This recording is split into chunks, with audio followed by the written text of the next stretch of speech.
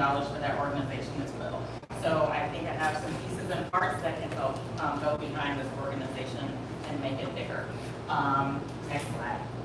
So where's the money coming from? Or where will I find people? Where will I get people? So all the traditional things, as I said, I'm a grant writer, social media. I'm planning to start a podcast for the love of, where I talk to people about things that they love, because there's so much hate in this world and I'm getting a little tired of it. My first extra podcast episode is of course going to be about Serena Williams, of course. And so I'm hoping that that ends up being a place where I can also bring some money into my business. Tennis associations, I've written for funding for those organizations as well. Ooh, 1 minute left? Okay, let's keep it moving.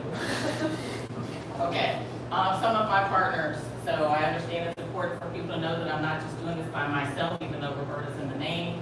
I do have partners, people that have supported the idea and want to help into the future.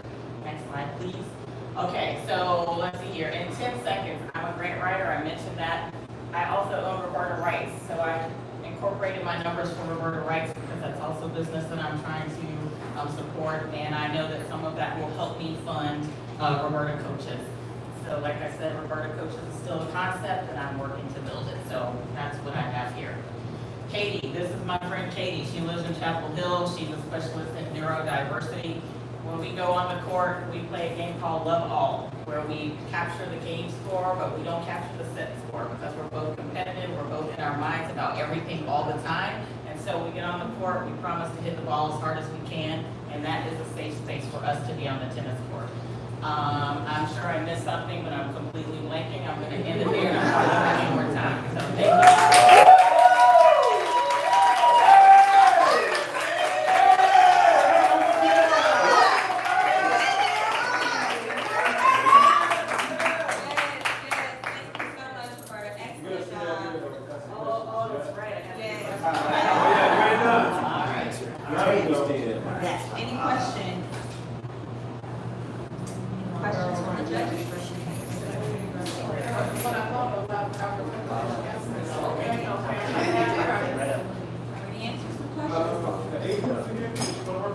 Age group? 6 to 60.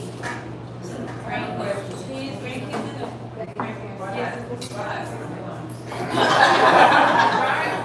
So that's not a literal that yeah. Two more questions. Your grant writing services, your service outside.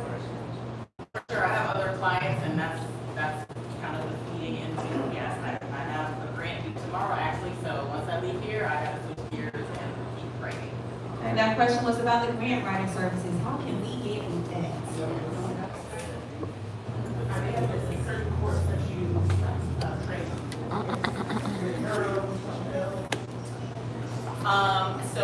Thanks. So my end game is international. So my goal is to, like, right now, if money was not an issue, I would be in Jamaica right now, working with kids on a court. I've got stuff in my trunk right now that I could just jump on a plane and take with me there. And so that's my goal. But like today, tomorrow, Triangle area. Working through Parks and Recreation, if you have courts in your community, that sort of thing. I have nets. I work with kids now in the gym.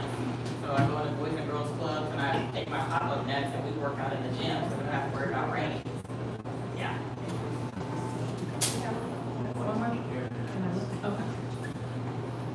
Most of the house. Good question. So what I will tell you now is the community piece I'm still figuring out. Like if I have a community event sort of thing, I'm still trying to figure that out.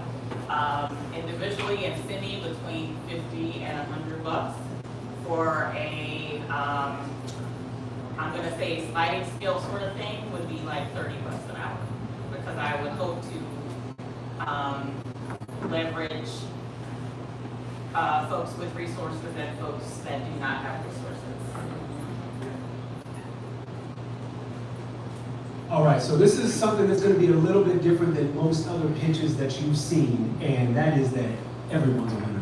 Literally, actually, like not just making this up. So we believe in supporters of Verb. I want you to scan this QR code. If you got any ideas, resources, connections, encouragement for Roberta on her journey, we're going to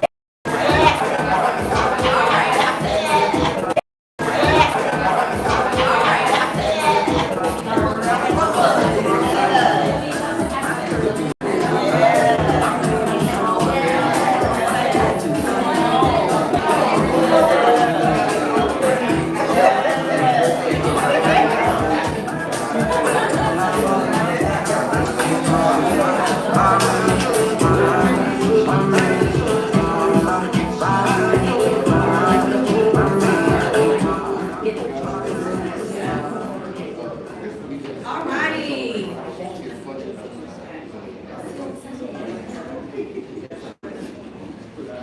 Okay. Alright, so thank you guys for taking the time out to do that, to pour back into someone else. And I'm trying to say something. I'm sorry, I'm not as polished as I thought I would be. We all in progress. I'm more of a behind the scenes person, but here we are. And so up next, we have Nigel with Renourish.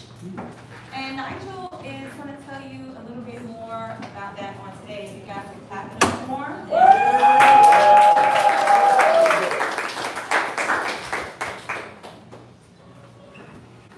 So every once in a while, an idea comes around that doesn't just solve the problem, but changes the way we think about the problem. And today I'm proud to introduce one of those ideas, Renewers. So every day, tons of perfectly good edible food gets thrown away, while families just down the street are going to get hungry. So we ask ourselves a simple question. What if the food we're throwing away can be the very thing that heals our communities? So every day in America, 80 billion pounds of food gets thrown away annually.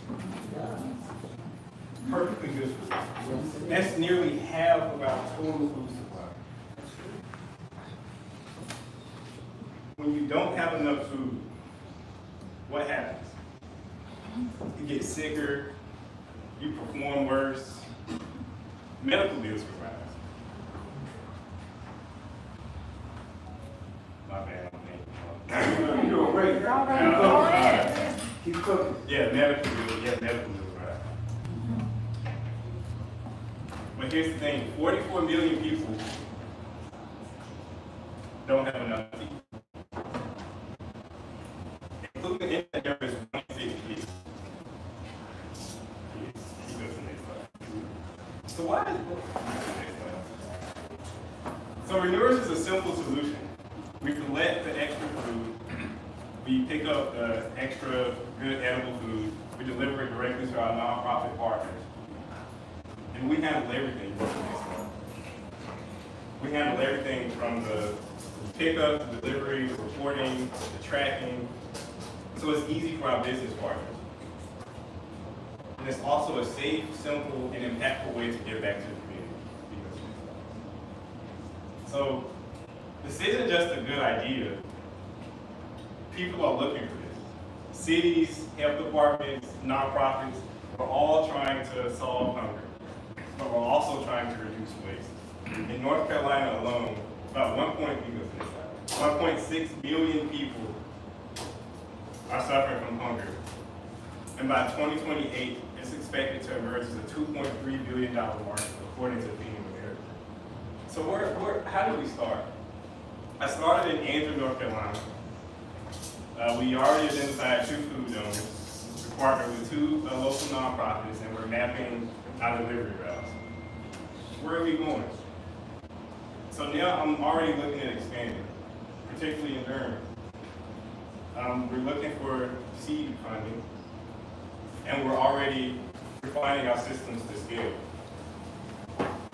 Our vision is a statewide network of local food recovery and improving and giving better health outcomes.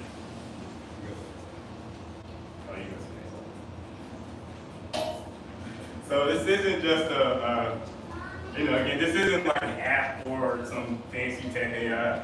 It's just simple, real food for real people. And if that resonates with you, I invite you to the sponsor of Pilot. Subscribe to my daily newsletter.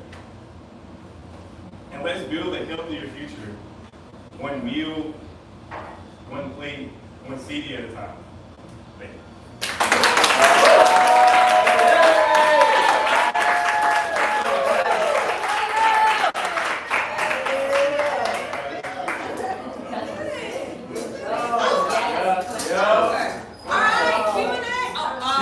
Alright, Q&A, yes, you have a question here? Yes, I'm loud anyway. Okay. So,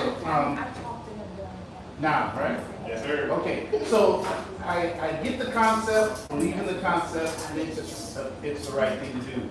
How do you monetize it to keep things going? Yeah, so we you really, okay? primary. Yeah, okay, thank volunteer, you. So it's like, we want to work with city council, like, we want to work with the city, philanthropy support. That's primarily where we want to get our funding from. I actually tried to work with businesses to have them pay for it, but they're going to say they don't waste enough food because they don't want to pay for it. So Okay. that's where I'm going for, grant support. Okay, so philanthropy in such ways as that, okay, makes sense to me. Sponsorships, things like that, okay. So what is the end goal? Where's the zenith? Where do you say we've made where we're now able to do what we want? Well, I'll love to talk to you afterwards, but for Renourish, it's again, not just statewide, but not even just national, but international. As I already have several contacts in Africa, like my mentor is over there, he just started a butcher shop.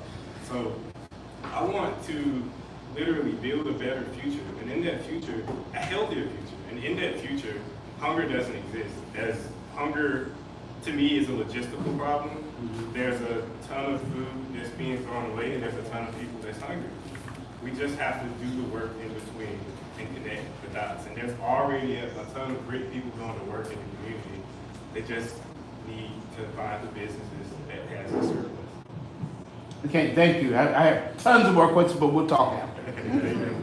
Good question. How are you funding it now? Just out of my life.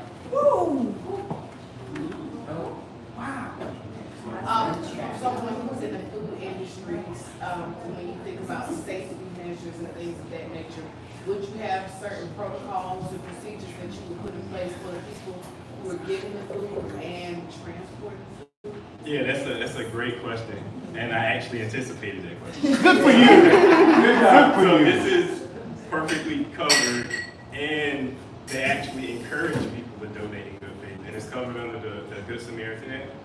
So as far as my team's routine, like it's a white glove service. We come in, like we'll ask the restaurant to store their food if it's a closed issue. We'll come in and pick it up, usually first thing in the morning, and again white glove service. We inspect the food, choose what's suitable for myself to eat. We transfer it to our own containers, and within 2 hours we'll deliver it to our nonprofit. So you work for it?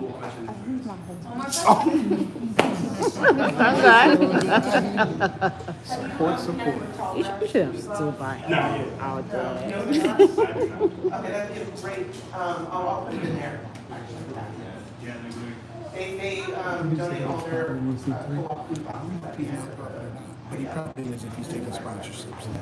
It's a good question to ask him. Why don't you ask him? All right. Oh, one other question. Yeah. So you have your 501c3 status? Nonprofit? So I'm not a nonprofit. I'm a for-profit. Okay, good, okay. Period. If you guys could take some time to support Nigel, it's a verb, and we nourish. Nigel, thank you for sharing your vision with us. Great work. Yep. Follow me on Safari. All right. It's going good, y'all. We're rocking and rolling. We are rocking and rolling. Just to let you know, we have our last participant will be coming up shortly. And then after that, the judges will deliberate. And we will have them also talk a little bit about their organizations. And there's a prize. So they are able to walk away with the prize, but I'm gonna get our last person up, and then we'll talk more about that. All right, Cash, come on down. Hey! Come on down. Hey!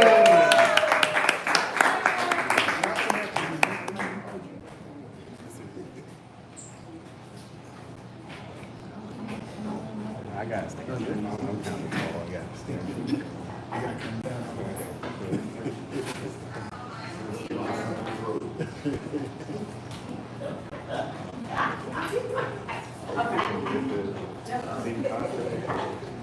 66, 43, 40, 50. 66% of Americans are not able to successfully pass a basic financial literacy exam. 43% of college students will incur debt in order to fund their college education. 40% of Americans are unable to successfully pay for a $500 emergency expense. And nearly 50% of Americans do not feel that they'll be able to retire comfortably. So out of these four numbers, they have one thing in common. Actually, four words: lack of financial literacy. Basically, that means that they don't have the skills or knowledge that is needed in order to make better financial decisions and better use their resources. So good evening. My name is Kashem Latif Holland. Most people just call me Cash. I'm the founder and executive director of Financial Boss. In February of 2017, while obtaining my bachelor's degree, I was charged to bring a company from inception to fruition. And at that particular point in time, I realized that although I had done pretty well for my own financial journey, what a difference it would have made if I was financially educated as a child. That is when Financial Boss was birthed. Financial Boss is a nonprofit organization whereby we teach children as young as 5 years old in the matters of financial literacy and money management. One of the most important things that we do is change their connotation with money in order to make it to where it changes their financial trajectory as well. Financial Boss basically teaches these young individuals these fundamentals that they need in order to make better fiscal decisions. And this knowledge is very important so that they don't have to go through what most of us went through, right? And they don't have to experience the same things that most Americans do now.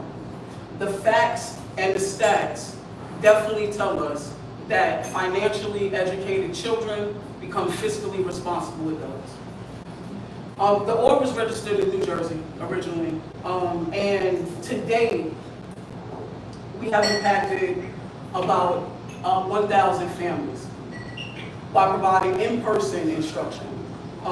We've collaborated and been contracted by several different organizations, including After School All-Stars, the Newark Museum of Arts, as well as the International Music Institute. Although Financial Boss is eternally grateful for the headway that is made in New Jersey, and I absolutely love teaching these young people, what we realize is that although many families were touched, our reach has not been that successful. It's not that far, right? It's only one of me, right? I am primarily the instructor, and so unfortunately, it just can't reach everybody. If the children are not able to be in person, then they don't get that instruction. So one of the things that we've done is we decided to do an app, an application, so that we can teach more students. Now, traditionally, what happened with the in-person instruction is there were usually about 20 kids, 20 children, various different ages, whether it be elementary school, middle school, or high school students, who were able to be instructed at an in-person presentation. However, one of the things that we noticed, again, is that I was only able to give instruction in New Jersey, right? So now, I currently reside in North Carolina, and I'm looking to move the company here. One of the things that I'm pursuing now is called a nonprofit foreign registration, which will allow me to continue to keep the 501c3 that has already been determined for the organization in New Jersey, but it would allow me to do business in North Carolina. And so with the app, like I mentioned, let me go back a little bit, with the in-person instruction, usually it ranged from anywhere to about 500 to 750 per module, averaging about 5,000 to 6,000 for the program. With the application though, which primarily is targeted towards the ages of 5 through 9, it would be white labeled, or that's our goal, is to white label it to organizations, nonprofits, and other community organizations. And so what would now happen is that for that same price point at a tiered level, between $5,000 to $10,000, we would now be able to instruct an average of about 250 children per module or per school. So what that is basically a 12.5 times the that's 1,100% more children that we would be able to financially educate. So one thing that you may ask is, how can you help? Exactly, that's what you do. Go to financial-boss.com, where you'll be able to see exactly the work that people are doing.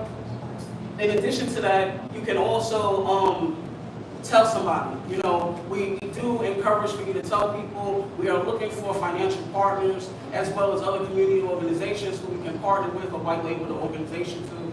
And remember, please don't forget, financially educated children become fiscally responsible adults. Thank you for the opportunity.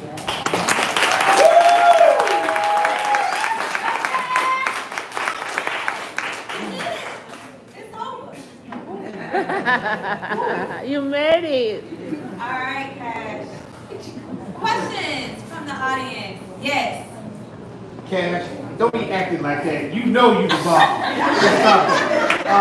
So first of all, I wanted to ask you this before the other day we talked, but we got busy. So what's the exit strategy? You've taken it from level to level, I noticed. And I don't think you've told us all the levels you really want to be. But what's the exit strategy for you? Exit strategy. Are you going to sell the company? Are you going to make it legacy? To be quite honest, I guess in my wildest dreams, yes, that would eventually be it. But I'm gonna be real honest is that this organization is still very much my baby. And so I continue to be an integral part of the organization, and I would love to continue to do that. Even I could envision selling the company and still asking to be a part of it in some sort of way. This is very near and dear to my heart. I was born and raised in Brooklyn, New York. I moved to Newark, New Jersey, and then after that I moved to Fayetteville. And so I've always lived in areas where the economic inequality of Black, Brown, and Latinx individuals existed. And so I've had to struggle to get to this point in life, and I just don't want anybody else or anybody's children to have to do the same. Absolutely. Any other questions? Oh, she's scared, y'all. Yes. Is all of your coaching in person or is it virtual? Is that a way that are you thinking about scale? Because you said it's only me right now. How are you thinking about scaling? Are you doing it in person or are you thinking about virtual? Okay, I might have skipped past that part. Sorry, I was nervous. So yes, traditionally the instruction has been in person when I was in New Jersey. I still do provide in-person instruction in New Jersey as well. However, we are currently working on an app that is about 90% complete. The first app, this app particularly will cater to children between the ages of 5 and 9. And we're hoping to pilot the program. We're looking to, after receiving, again, the paperwork, so to legally operate in North Carolina, we're looking to at least partner and pilot the application in 3 different organizations to at least reach about 250 students. We anticipate that the app will be completed by September 1st. And so ultimately, yes, the objective is to start with the youngins, the babies, and then from there be able to scale up and make this an online application. But I will not give up doing in-person instruction. What is the fee For for your applicants? So for the application? Okay, so for the application, what we're looking to do is white label. And so what that basically is that we charge a licensing fee. So the application is already being created. With the licensing fee, we would actually, the individual or the company, the organization would pay a licensing fee for us to remove the financial boss icon and graphics and color scheme and put theirs on it. And so basically they would pay for the use of the app, but all intellectual property would still belong to financial boss. And the fee of it is going to be at a tiered level, ranging from $5,000 to $10,000 per year for the amount of students that they have in their organization.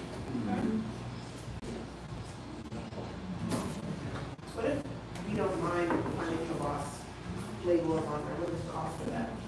That I haven't worked out yet. So I haven't worked that out. Yeah.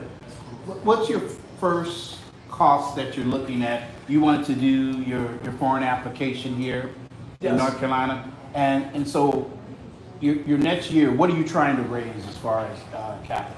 So as far as next year, we're looking at doing 6 figures, and that's the anticipated trajectory right now. To be quite honest, if we just secured 10 organizations at the premium level, then that would get us to $100,000. Okay. So that's what we're looking for. If someone was willing to invest in you, what would they be investing for you to get to where you needed to go? Well, currently it would be for the completion of the application, and then of course the, duplication and replication into the other grade levels. I am personally doing the application myself, and so it is extremely time consuming, and I am not, there are some parts of animation and illustration that I want to be a part of the app, and I'm neither one of those. So those would be the things that the funding would go towards, to the completion of the application, making sure that everything runs correctly for this one, for this age group, and then being able to replicate it for the other middle school and high school students. So you take donations in those expertise? Oh, absolutely. Okay. Financial Boost or at PayPal and Cash App. Or you can cut me a check. Whichever you desire. Gold bars.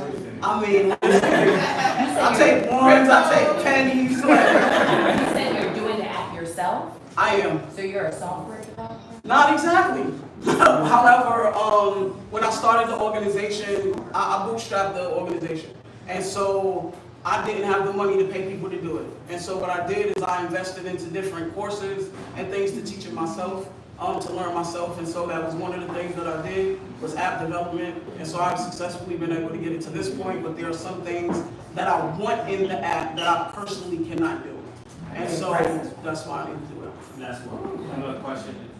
Continuing on that, are you looking for developers or animators to help you complete that? I am, if I get somebody to pay them. Cool. Even if they don't, but if they can donate their time as well. That too, I'm always Okay. looking for in-kind, trade, barter, we do it all to get it done. Yeah. You say you based out of Fayetteville? I'm not based in Fayetteville, no. My organization was registered in New Jersey, Newark, New Jersey. But you live in there. Fayetteville. I live actually in Spring Lake currently. You Fayetteville. I'm close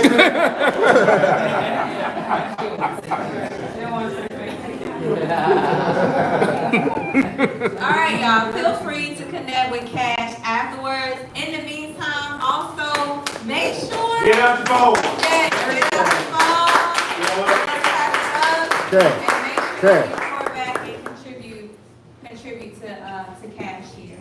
I'm good with it. All right. Get out your phones, any encouragement, ideas, resources, connections, anything that you got to help move this organization forward. What's your name? Turn on the music. You got 1 minute. Yeah.